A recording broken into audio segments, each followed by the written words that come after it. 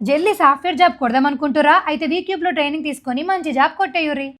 గౌరవనీయులు రాష్ట్ర ఇరిగేషన్ శాఖలో గతంలో ఏ మంత్రివర్యులు పనిచేయనంత ఉధృతంగా అంత గొప్పగా ఒక ఉద్యమ బిడ్డగా ఉద్యమకారుడిగా కేసీఆర్ గారి నాయకత్వంలో తెలంగాణకు గతంలో సాగునీటి రంగంలో జరిగిన అన్యాయం గురించి సంపూర్ణమైన అవగాహన ఉన్న నాయకులుగా ఇరిగేషన్ మంత్రిగా అత్యద్భుతంగా పనిచేసి అటు మిషన్ కాకతీయ కానీ ఇటు సాగునీటి ప్రాజెక్టులు కానీ శరవేగంగా పూర్తి చేసి ఇవాళ తెలంగాణలో కొత్తగా 1 కోటి ఎకరాల మాగాణం కేసీఆర్ గారి ప్రభుత్వంలో సృష్టించబడ్డది అంటే దానికి ప్రధాన కారకులు పెద్దలు మాజీ మంత్రివర్యులు హరీష్ రావు గారు.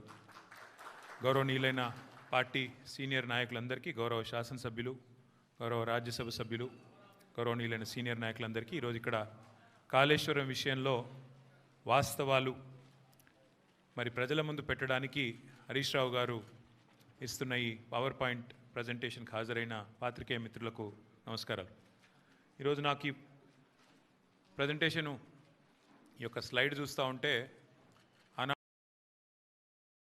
ఆనాడు పెద్దలు సిడబ్ల్యూసి మాజీ సభ్యులు కేసీఆర్ గారికి సాగునీటి విషయంలో ఎన్నో సందర్భాలలో తెలంగాణ ప్రజలకు చాలా విషయాల్లో మనకు దిశానిర్దేశం చేసిన ఆర్ విద్యాసాగర్ గారు గుర్తొస్తూ ఉన్నారు.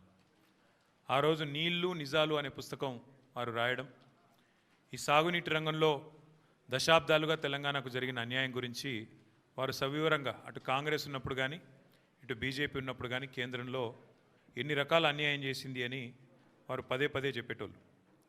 అట్లాగే తెలంగాణ ఉద్యమానికి మీకు తెలుసు శీర్షిక ట్యాగ్ లైను నీళ్లు నిధులు నియామకాలు. అందుకే 10 సంవత్సరాల కేసీఆర్ గారి పరిపాలనలో ఈ 3 రంగాల్లో సంపూర్ణమైన న్యాయం కేసీఆర్ గారి ప్రభుత్వం చేసింది.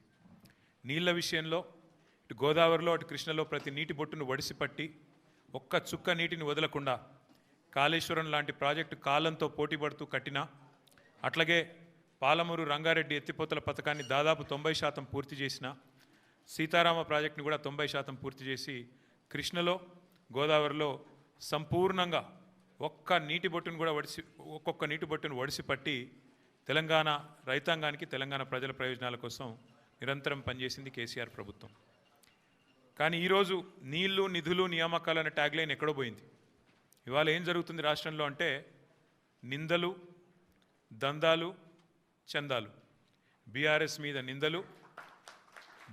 మీద నిందలు, బిల్డర్లతో కాంట్రాక్టర్లతో దందాలు, రాహుల్ గాంధీకి చందాలు. ఇది ఇవాళ ఈ కాంగ్రెస్ ప్రభుత్వం చేస్తున్న పని. సిగ్గు లేకుండా ఇవాళ నిస్సిగ్గుగా రాష్ట్ర ముఖ్యమంత్రి కానీ అదేవిధంగా భారతీయ జనతా పార్టీ కానీ నీళ్ల విషయంలో చేస్తున్న దుష్ప్రచారాన్ని తిప్పికొట్టడానికే ఈరోజు హరీష్ రావు గారు మీ అందరికీ వివరంగా సమాచారం ఇస్తారు. అందులో ముఖ్యంగా మిత్రులు నేను గమనించాలని కోరుతున్నది ఒకటే. మార్బీ అనే ఒక గుజరాత్లో ఒక ప్రాంతంలో ఒక పెద్ద బ్రిడ్జ్ కూలిపోయి 140 మంది చచ్చిపోయినా ఏ ఎన్డీఎస్ఏ బోదు, ఎవడు బోడు, ఏ ఏజెన్సీ బోదు, 140 మంది చావులకు ఫలానావాడు బాధ్యుడు అని ఒక బాధ్యతాయుతమైన ఏ ఏజెన్సీ మాట్లాడదు, కేంద్ర ప్రభుత్వం మాట్లాడదు, గుజరాత్ ప్రభుత్వం మాట్లాడదు. బీహార్లో 4 రోజులకు ఒకసారి ఒక్కొక్క బ్రిడ్జ్ కూలుతున్నా అడిగే నాతుడు లేడు. అదే తెలంగాణలో ఇక్కడ కాంగ్రెస్ ప్రభుత్వం ఉన్నప్పటికీ సుంకిశాల రిటైనింగ్ వాల్ కూలిపోయి 100 కోట్ల నష్టమైన ఎన్డీఎస్ఏ రాదు, ఎవడు రాడు.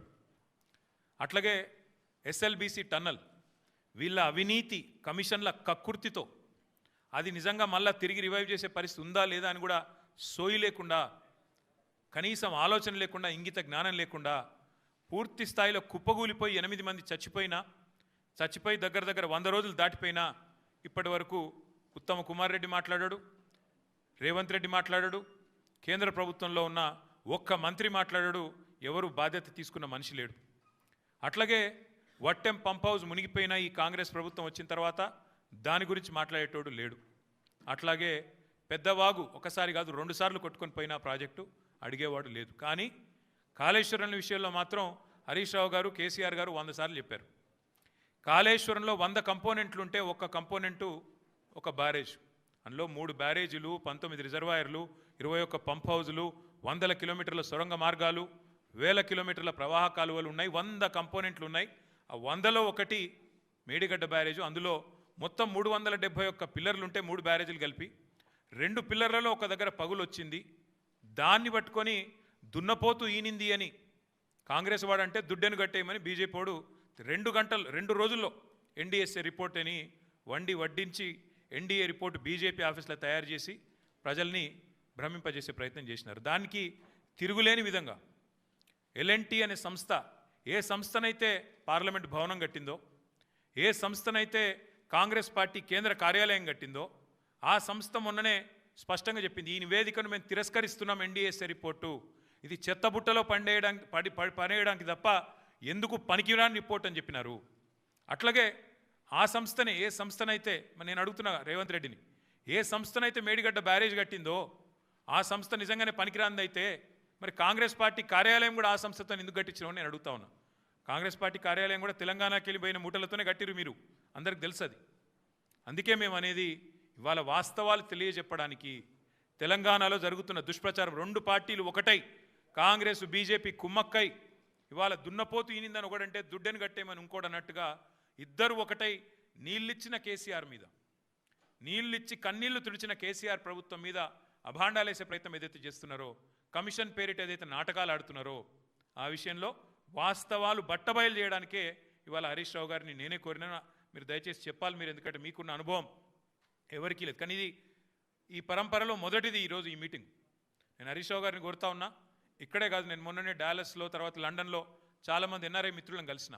వాళ్ళందరూ అంటున్నారు, అన్న మాకు కూడా చెప్పండి వివరాలు, మాకు కూడా చెప్పండి విషయాలు, మాకు కూడా చెప్తే మేము కూడా సోషల్ మీడియాలో చెప్తామన్నా, ప్రచారం చేస్తాము.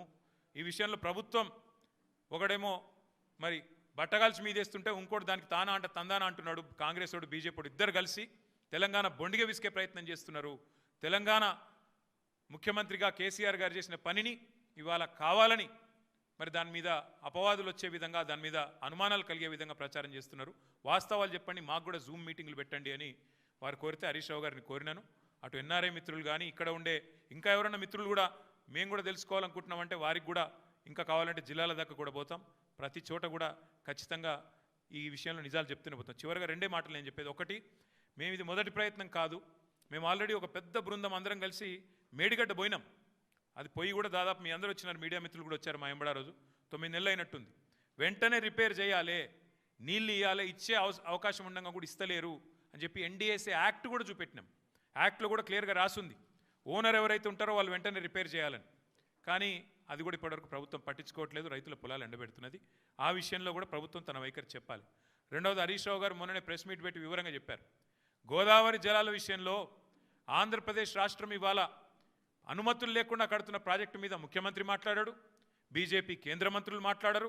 ఒక్కడంటే ఒక్కడు కాంగ్రెస్ వాడు కానీ బీజేపీ వాడు కానీ నోరు విప్పడు, నోరు తెరవడు, కనీసం మాట్లాడరు.